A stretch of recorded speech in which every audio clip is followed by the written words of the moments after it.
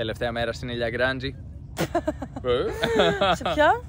Τελευταία μέρα στη Ζέρικο Ακουάρα που μου θύμισε την Ήλια Γκράντζη. Είναι πάρα πολύ ωραίο το μέρος. Πολύ ωραίο και ήρεμο το τοπίο. Αυτή τη στιγμή είμαστε στη δύση του ηλίου, στο τέλος της ημέρας. Ναι. Πίσω μας έχουμε μια λιμνούλα που δεν είναι λιμνούλα, είναι ο δρόμος βασικά εδώ που τα λέμε. Απλώς έχει σχηματιστεί μια μεγάλη λακκούβα και μια μικρή λιμνούλα εκεί που έχει τραβήξει πολλά πουλάκια τα οποία αυτή τη στιγμή τρώνε από ό,τι βλέπω. Γιατί μάλλον έρχονται και τρώνε.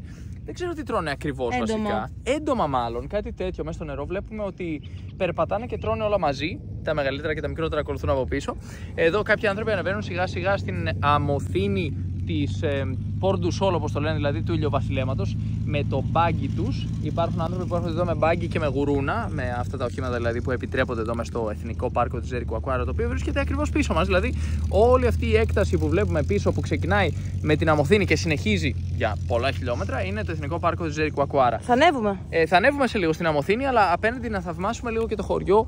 Ένα πολύ όμορφο τοπίο που θα παρατηρήσουμε για τελευταία φορά για φέτος, γιατί αύριο το πρωί φεύγουμε στη Φορταλέζα, πηγαίνουμε στην πρωτεύουσα της πολιτείας του Σεαρά. Πολλά σύννεφα. Ναι, σήμερα ήταν έτσι λίγο πιο συννεφιασμένη ημέρα. Μας αποχαιρετά με έτσι συννεφιασμένο καιρό, ας πούμε, η Ζέρικο Ακουάρα. Βέβαια, αύριο πιθανώς να έχει ήλιο το πρωί, θα το δούμε. Ως τώρα είχε ήλιο πάντα το πρωί, οπότε ναι.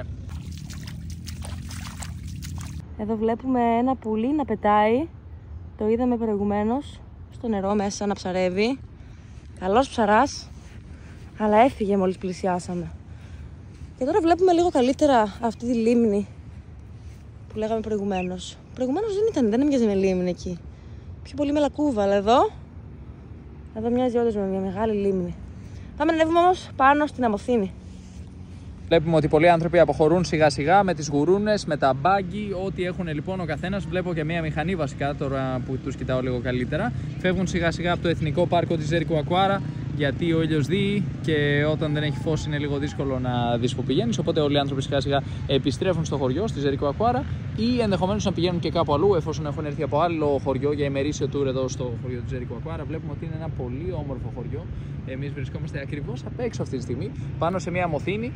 Είμαστε δίπλα στην αμοθήνη του ηλιοβασιλέματος. Εκείνη κάτω λέγεται η αμοθήνη του ηλιοβασιλέματος, την οποία επισκεφθήκαμε πριν 4 χρόνια και ήταν πιο μεγάλη. Πρέπει να έχει χάσει ένα μέρος της άμμους. Πού πήγε η υπόλοιπη? Πραγματικά, η άμμος εξαφανίστηκε, κάπου έφυγε, μάλλον φυσάει και μετακινείται.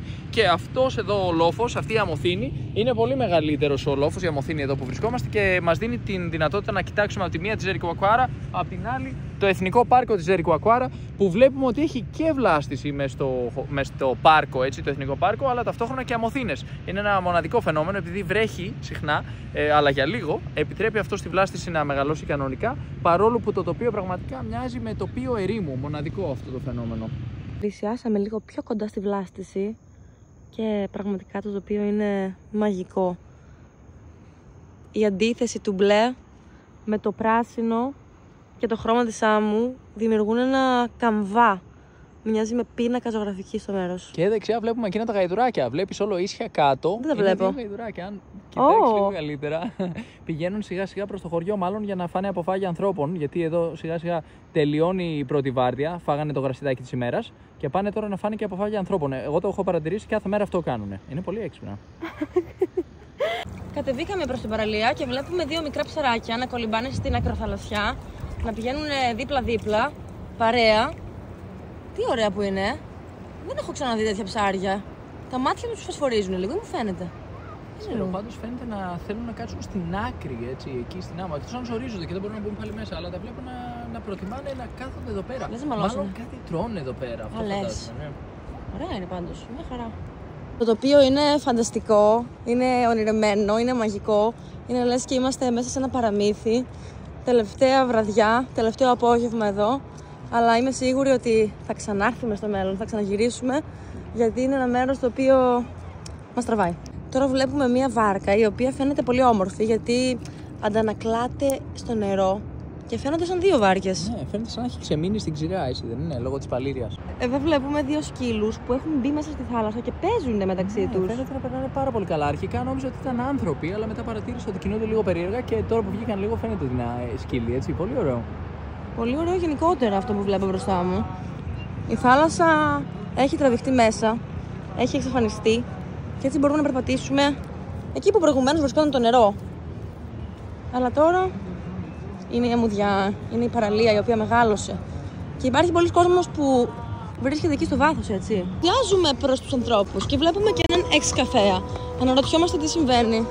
Εν τω μεταξύ ακούγεται και η μουσική από εκεί. Αρχίζει να μαζεύεται ο κόσμος και εκεί. Αλλά πάμε να ρωτήσουμε γιατί υπάρχει αυτός ο εξ-καφέας εδώ.